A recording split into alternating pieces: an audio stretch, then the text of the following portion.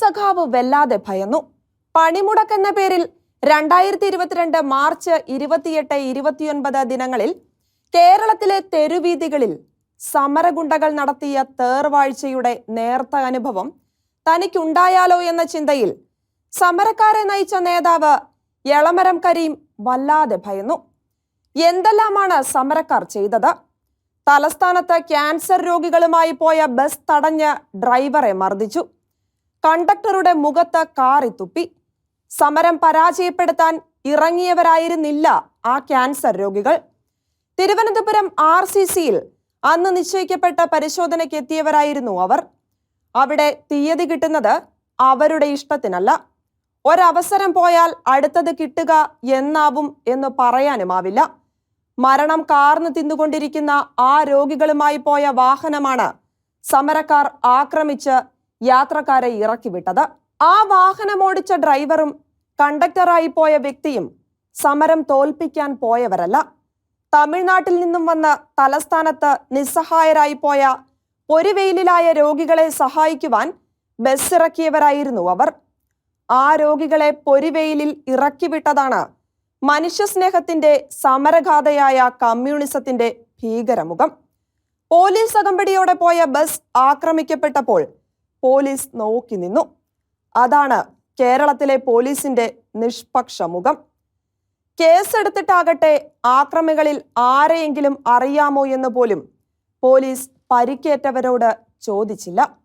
Bus ഓടിച്ച ഡ്രൈവറും കണ്ടക്ടറുമാണ് ആക്രമണത്തിന് കാരണമെന്ന സമരസമിതിക്കാരുടെ വാദം പോലീസും അംഗീകരിക്കുമോ ആവോ?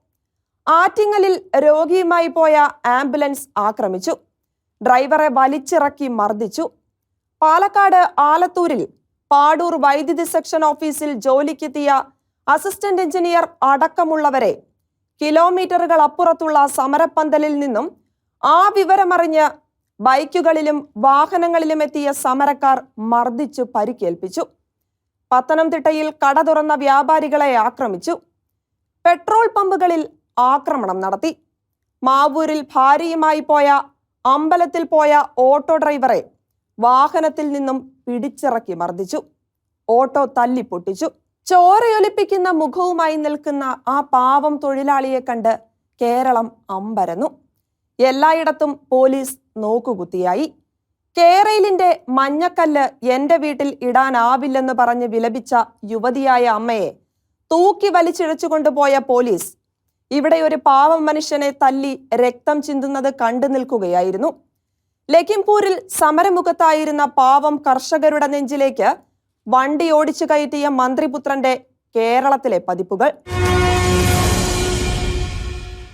കേരളത്തിൽ നിയമവാഴ്ച തകർന്ന ദിനങ്ങളായിരുന്നു മാർച്ച് 28, 29.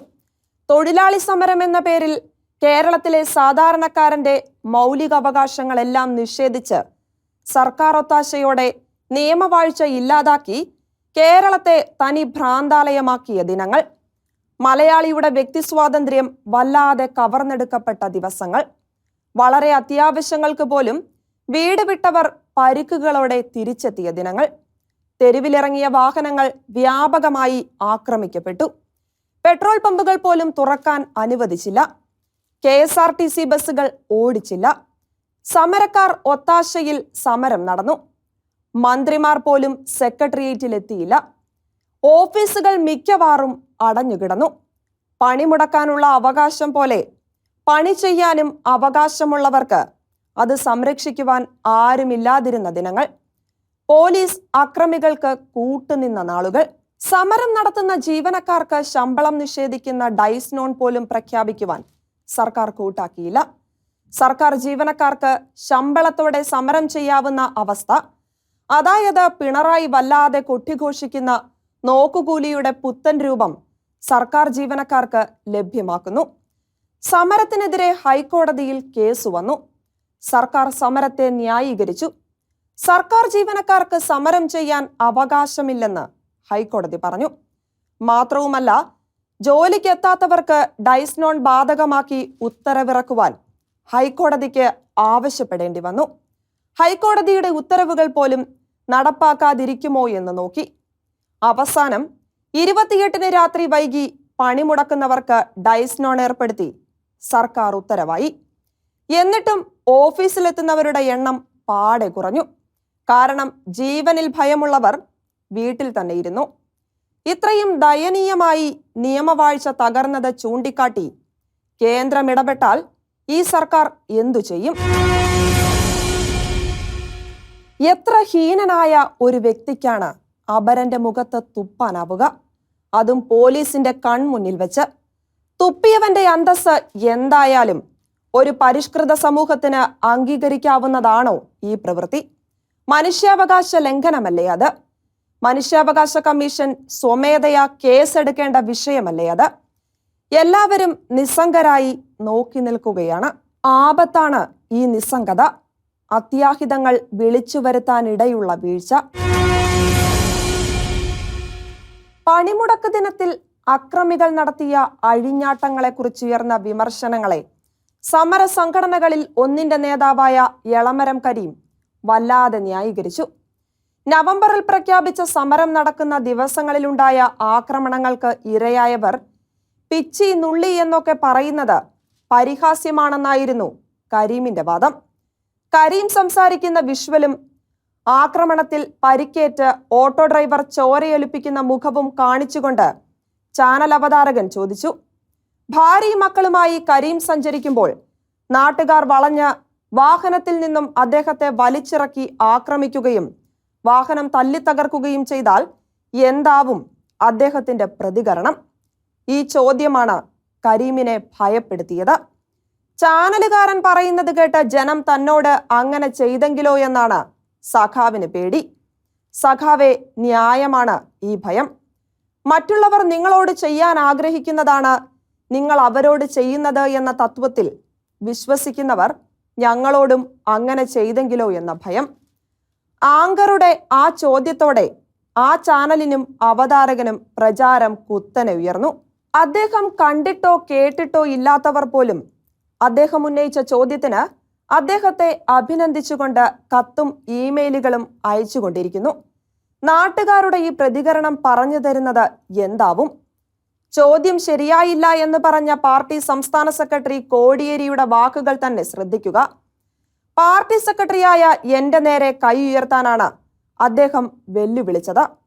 പാടത്തെ പണിക്ക് വരമ്പത്ത് കൂലി കൊടുക്കാൻ പറഞ്ഞവനാണ് അദ്ദേഹം. ഈ സമീപനം മൂക്കിടിച്ചു പരത്തിയ ഓട്ടോക്കാരനും ബസ് ഡ്രൈവറുമൊക്കെ സ്വീകരിച്ചിരുന്നെങ്കിൽ ഇവിടെ എത്ര മൃതദേഹങ്ങൾ ഉണ്ടാകുമായിരുന്നു? ഇതുതന്നെയല്ലേ ചാനലുകാരനും ഓർമ്മിപ്പിച്ചത്? ഓട്ടോക്കാരൻ കോടിയേരിയായിരുന്നുവെങ്കിൽ എന്താകുമായിരുന്നുവെന്ന് ഇപ്പോൾ വ്യക്തം. കോടിയേരിയും സംഘവും കാറ്റു വിതയ്ക്കുകയാണ്. കോൺഗ്രസുകാരെ പോലെ തല്ലും കൊണ്ട് മടങ്ങുന്നവരല്ല എല്ലാവരും എന്നതാണ് ഇന്നത്തെ സ്ഥിതി. കെ സുധാകരനും വ്യത്യസ്തനായ നേതാവാണെന്ന് കണ്ണൂരിലെങ്കിലും CPM-കാർക്ക് അറിവുള്ളതല്ലേ? മാർച്ച് 28 രാത്രി ഇതേക്കുറിച്ച് നടന്ന ഒരു ചാനൽ ചർച്ചയ്ക്കിടയിൽ ആങ്കർ ഉയർത്തിയ ചോദ്യം വിഷയമാക്കാനാണ് അവരുടെ തീരുമാനം. ആങ്കറുടെ ചോദ്യം അദ്ദേഹത്തെ വല്ലാതെ അസ്വസ്ഥതപ്പെടുത്തുന്നുവെന്ന് മനസ്സിലാക്കാം. തങ്ങൾ ചെയ്തവ ശരിയായില്ല എന്നതിൻ്റെ അടയാളമല്ലേ ഈ അസ്വസ്ഥത? തങ്ങൾ ചെയ്തതുപോലെ തങ്ങളോടും ചെയ്താൽ സംഗതി ഭീകരമാവില്ലേ എന്ന ഭീതിയല്ലേ അദ്ദേഹത്തിനുള്ളത്? ഈ ഭയത്തിൽ നിന്നും അദ്ദേഹം പുതിയ ഒരു സമരമുഖം തുറന്നു. അദ്ദേഹത്തെ ആരും ആക്രമിക്കാതെ ഇരിക്കുവാൻ, ചാനലിനെതിരെ പ്രതിഷേധിക്കുവാനാണ് ഇപ്പോഴത്തെ ആഹ്വാനം.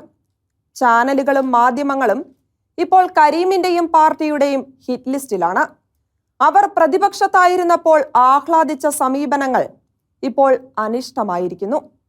കേരള സർക്കാർ കൊണ്ടുവരുന്ന കേരയിൽ പദ്ധതിക്കെതിരെ ഉയരുന്ന ജനങ്ങളുടെ ആശങ്കയും രോധനവും പുറത്തു കൊണ്ടുവരുന്നതാണ് ഇപ്പോൾ ചാനലുകളോട് കോപിക്കുവാൻ പ്രധാന കാരണം. അത് പറഞ്ഞ് സമരം എളുപ്പമല്ലാത്തത് കൊണ്ടാവണം ഒരു ചോദ്യം വിഷയമാക്കുന്നത്. ഏതായാലും ആ ചോദ്യത്തിന്റെ മറവിൽ ചാനലിനെതിരെ സമരം നടത്തുവാൻ കരീം മുന്നിട്ടിറങ്ങി. പിറ്റേന്ന് അദ്ദേഹത്തിന്റെ വിലാപം കേട്ട് ഏതാനും സഖാക്കൾ ആ ചാനലിന്റെ ഓഫീസിന് മുന്നിൽ പ്രതിഷേധ സമരം നടത്തി. ഇത്തരമൊരു വിവാദമുയർത്തിയാൽ കേരയിൽ വിവാദം കുറെ ദിവസത്തേക്ക് തണുത്തെങ്കിലോ എന്ന പ്രതീക്ഷയും കാണും. ചാനൽ അവതാരകൻ അക്രമത്തിന് ആഹ്വാനം ചെയ്തു എന്ന് പറഞ്ഞ് പോലീസ് ഡയറക്ടർ ജനറലിന് പരാതി കൊടുക്കുമെന്ന് കരീം വെളിപ്പെടുത്തിയിട്ടുണ്ട്. അതിനുമപ്പുറം അദ്ദേഹം അംഗമായ രാജ്യസഭയുടെ അധ്യക്ഷന്, അതായത് ഭാരതത്തിന്റെ ഉപരാഷ്ട്രപതിക്ക് ആങ്കർക്കെതിരെ പരാതി കൊടുക്കുമെന്നും ഭീഷണി മുഴക്കിയിട്ടുമുണ്ട്. സഖാവിന്റെ വല്ലാത്ത ധൈര്യം.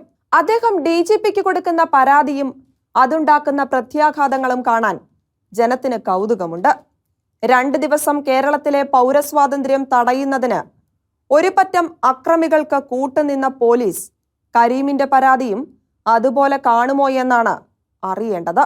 ചാനലുകാരൻ തന്നെ ആക്രമിക്കുവാൻ ആഹ്വാനം ചെയ്തെന്ന് പറഞ്ഞ് അദ്ദേഹം രാജ്യസഭാ അധ്യക്ഷനെ കാണാനെത്തുന്നതും കൗതുകകരമായ സംഭവമാകും. രാജ്യസഭയിൽ കാണിച്ച നല്ല നടപ്പിന് 2021 സെപ്റ്റംബർ 21 മുതൽ ഒരാഴ്ച കാലത്തേക്ക് അവിടെ നിന്നും പുറത്താക്കപ്പെട്ട നല്ലവനായ അംഗമാണല്ലോ കരീമെന്ന് അദ്ദേഹം ഓർക്കാതിരിക്കില്ല. ഉപരിസഭയിൽ അദ്ദേഹം കാണിച്ച അല്ലെങ്കിൽ അദ്ദേഹം നേതൃത്വം കൊടുത്ത സമാധാനപൂർണമായ സമരത്തെക്കുറിച്ചുള്ള ഓർമ്മകളും അദ്ദേഹം മറന്നിട്ടുണ്ടാവില്ല. കരീം രാജ്യസഭയിൽ കാണിച്ചതുപോലുള്ള പ്രവൃത്തികൾ കരീമോ അദ്ദേഹത്തിന്റെ പ്രസ്ഥാനമോ ഭരിക്കുന്ന കാലത്ത് അന്നത്തെ പ്രതിപക്ഷം കാണിച്ചാൽ എന്താകുമായിരുന്നു സ്ഥിതി എന്ന് ചോദിക്കുന്നത് പോലും ശരിയല്ലെന്നാണ് കരീം ഇപ്പോൾ പറയുന്നത്. വളരെ സൂക്ഷിച്ച് രാഷ്ട്രീയ പ്രവർത്തനം നടത്തുകയും അതിലൂടെ നേട്ടങ്ങൾ കൊയ്യുകയും ചെയ്യുന്ന തന്ത്രശാലിയാണ് കരീം. 1953 ജൂലൈ 1 ജനിച്ചു. കേരളത്തിന്റെ ഈ മുൻ വ്യവസായ മന്ത്രി പ്രീ ഡിഗ്രി വരെ പഠിച്ചിട്ടുണ്ട്. 1971 SFIയിൽ ചേർന്ന് അദ്ദേഹം സൂക്ഷ്മതയോടെ കരുക്കൾ നീക്കി പാർട്ടിയിലും ഭരണത്തിലും എല്ലാം കേമനായി. 1979 മുതൽ 81 വരെ മാവൂർ റയോൺസിൽ കോൺട്രാക്ടർ ആയിരുന്നു അദ്ദേഹം. അവിടെ ആദ്യം കാഷ്വൽ ജീവനക്കാരനും പിന്നീട് ജീവനക്കാരനുമായി. അത് രാജിവെച്ച് രാഷ്ട്രീയത്തിൽ കൂടുതൽ സജീവമായി. വിവാഹിതനായി.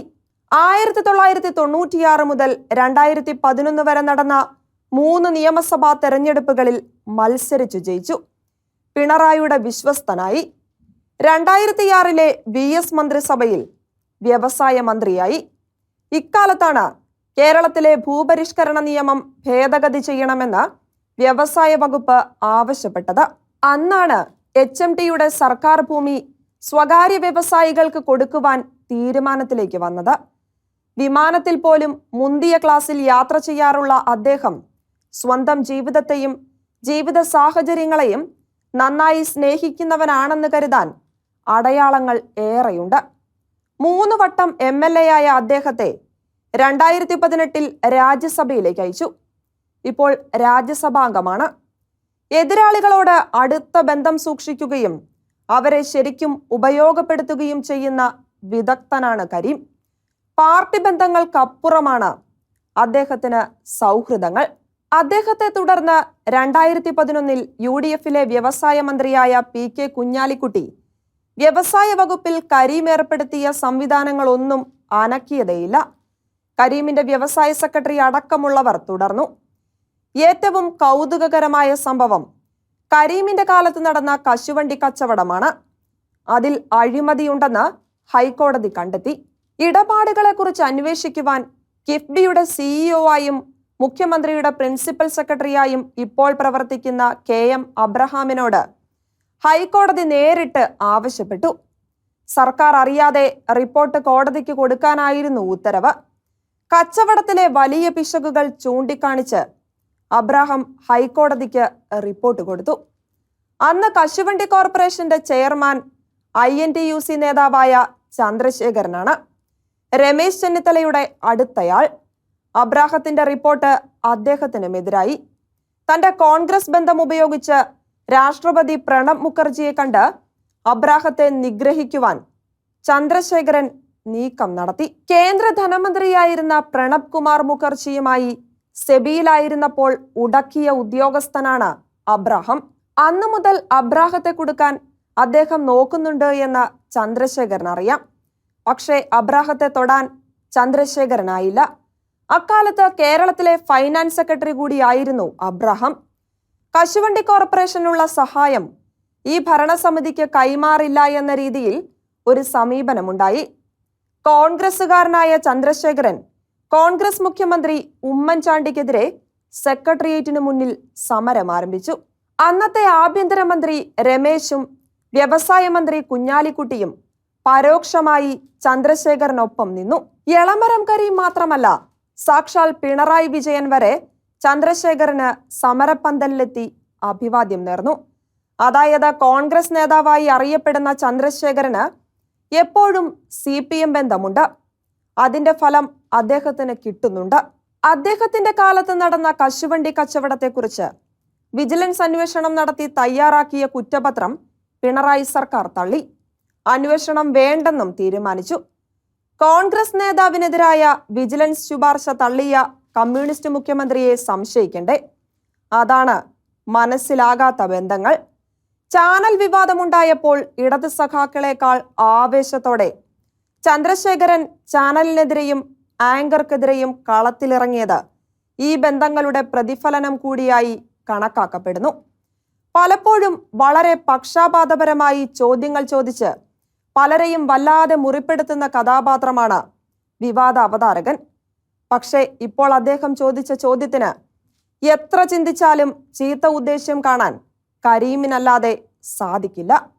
മാർച്ച് 28, 29 തീയതികളിൽ പണിമുടക്ക് എന്ന പേരിൽ ഹർത്താൽ നടത്തി കേരളത്തിൽ സമരക്കാർ വിതച്ചത് വല്ലാത്ത ഭീതിയായിരുന്നു. പേപ്പട്ടിയെ ഭയന്ന മനുഷ്യർ ഓടിമാറുന്നത് പോലെ സമരം സഹിച്ചവർ ധാരാളമുണ്ട്. അത് സമരത്തോടുള്ള ആദരവ് കൊണ്ടല്ല, ആരോഗ്യത്തിനുണ്ടാകുന്ന കേട് ഭയന്നാണ്. ഇങ്ങനെ ഭയന്നിരുന്നവരിൽ ഏതാനും പേർ നിവൃത്തികേട് കൊണ്ട് പുറത്തിറങ്ങി. അവരെ അടിച്ച് നിരപ്പാക്കുകയും ചെയ്തു. കുട്ടിക്കുരങ്ങന്മാരെ കൊണ്ട് ചുടുചോറ് വാരിക്കുന്നത് പോലെ മുൻപിൻ നോട്ടമില്ലാത്ത ഏതാനും തൊഴിലാളികളെ കൊണ്ട് നേതാക്കളാണ് ഇതെല്ലാം ചെയ്യിപ്പിക്കുന്നത് എന്ന സത്യത്തിനും കരീമിന്റെ ഈ ഭീതി അടിവരയിടുന്നു. പക്ഷെ മറക്കുന്നയൊന്നുണ്ട്. നിങ്ങൾ പറയുന്ന ഏത് പൈശാചിക പ്രവൃത്തിക്കും തയ്യാറാകുന്ന ചാവേറുകളെ പോലെ എന്തും ചെയ്യുന്നവരല്ല കേരളത്തിലെ സാധാരണക്കാർ. ഒരു ചാനലുകാരനോ അഥവാ ഒരു നേതാവോ ഇനി അങ്ങനെ ഒരു ആഹ്വാനം ചെയ്താലും അവർ അത്തരം ആക്രമണത്തിന് തയ്യാറാവില്ല. കാരണം അത് ശരിയല്ലെന്ന് അവർക്കറിയാം. അങ്ങനെ ഓരോരുത്തരും പ്രവർത്തിച്ചു തുടങ്ങിയാൽ നാട്ടിലെ സമാധാനമാണ് തകരുക. അതുമല്ല, അക്രമ പ്രവൃത്തി ചെയ്താൽ അതിന്റെ പ്രത്യാഘാതം ആഹ്വാനം ചെയ്തവനല്ല, പ്രവൃത്തി ചെയ്തവനാണ് അനുഭവിക്കേണ്ടി വരിക എന്ന വിശ്വാസവും അവർക്കുണ്ട്.